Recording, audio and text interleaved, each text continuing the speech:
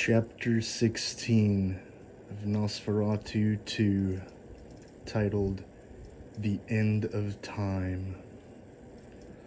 All those hateful lies that destroyed and corrupted the goodness of the world became extinct with the very essence of evil itself being completely eliminated.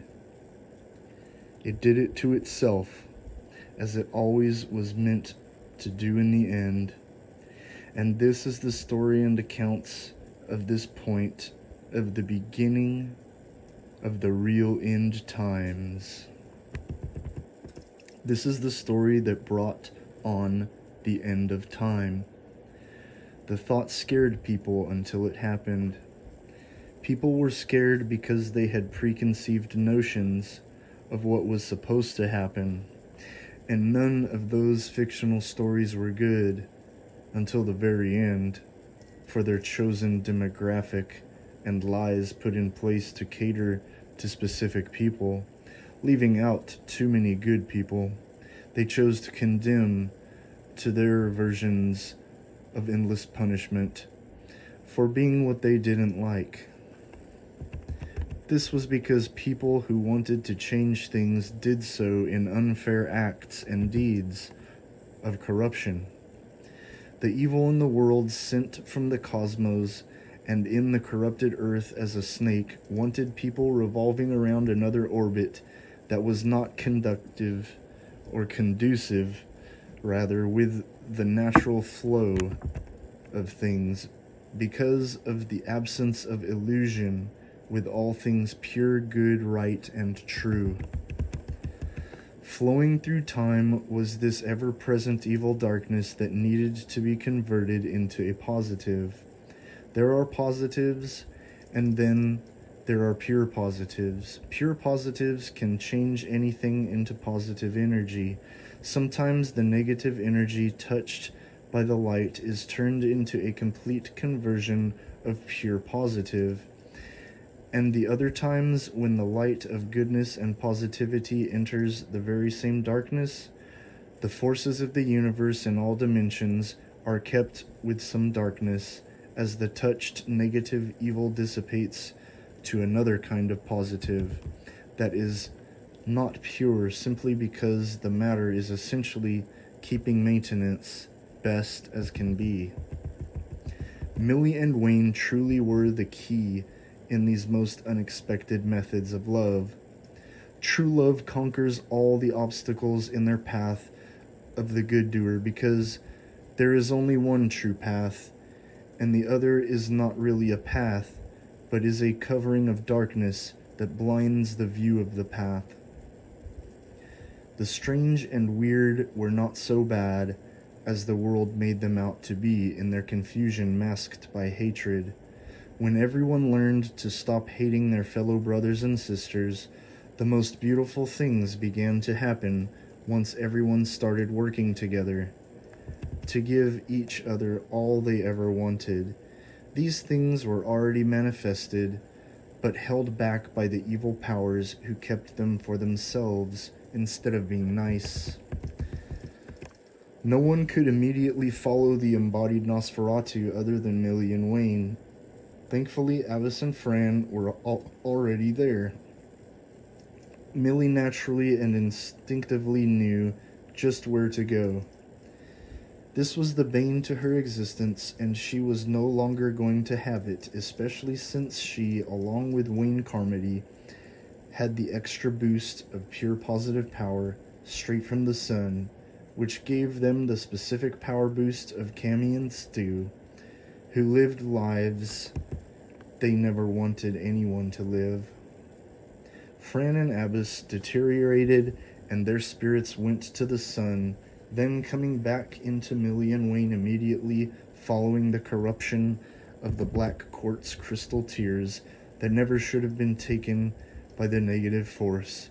You see, the negative force could not overtake these purely positive tears that Micaiah had shed, along with her husband's tears. The tears opened up everything. When Ryan's teardrops hit the reflection in the water, his tears mixed with his new bride destroyed the remnant of evil.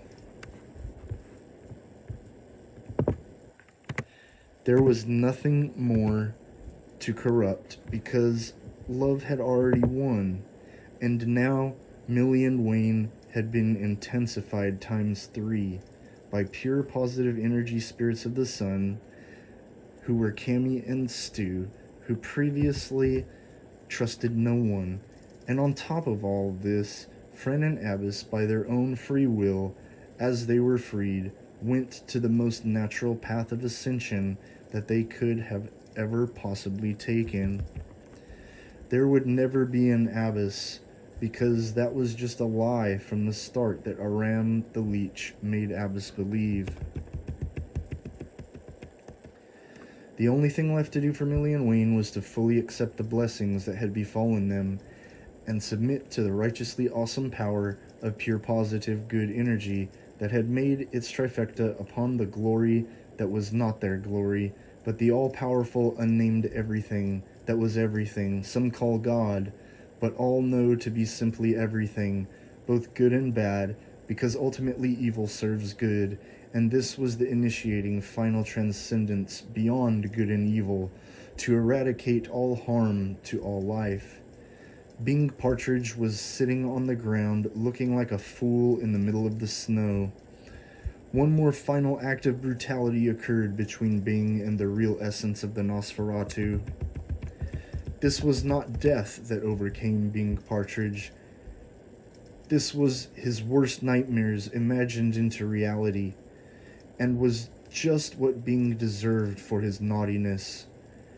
As that shitty old primer-down Crown Victoria tweaker mobile Bing Partridge remanifested with the NOS4A22 license plate disappeared, leaving Bing's sloppy ass in the snow, looking stupid, like a kid caught opening his Christmas presents too early.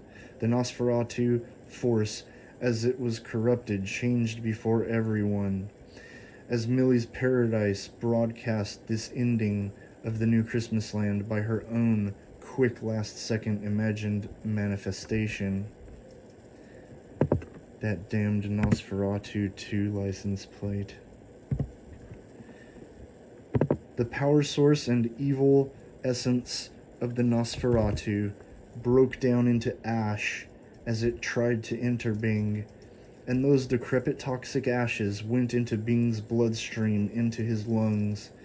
The snow turned into sand, and everyone realized they were in the middle of the Sahara Desert, where it was predicted that Fran and Abbas would die, only it was far more glorious and righteous than what anyone had seen in their nightmare premonitions. The falling embers of the piping hot transformed black quartz was white hot and burned off Bing Partridge's arms, legs, and one perfectly sized melting crystal tear fell directly into his lap, disintegrating his genitals. The ashes that went into his lungs gave him blindness in his eyes as they went dim. And then the most peculiar thing happened of all. An oasis formed around him, with all the food anyone could ever need. Since the spirit of death escaped the little girl it embodied, death was far from him, and Bing Partridge had birds come to peck at him while they would give him food and water, if he would ask politely. This was the new sign of punishment for anyone who would think to harm a child. Bing's eyes got to see the paradise manifest as his vision dissipated, until the blackness he chased his whole life took his favorite blessing he took for granted. Bodies were restored for all the found children in Millie's paradise. This turned out to be the real heavenly paradise, and pain left all life. 1,000 years was added to all life, and tears became a thing of the past. The light of goodness prevailed forever, until everything would return to the source of goodness, to be at one in the sun, and redistribute goodness for all, everywhere, in all dimensions. These words manifested the future, and this is the good blessing as time was pulled back for everyone to see the hope that is there, while we have been given another chance. This concludes Book 1 of NOS4A22, the end of time and the beginning of your manifested heaven.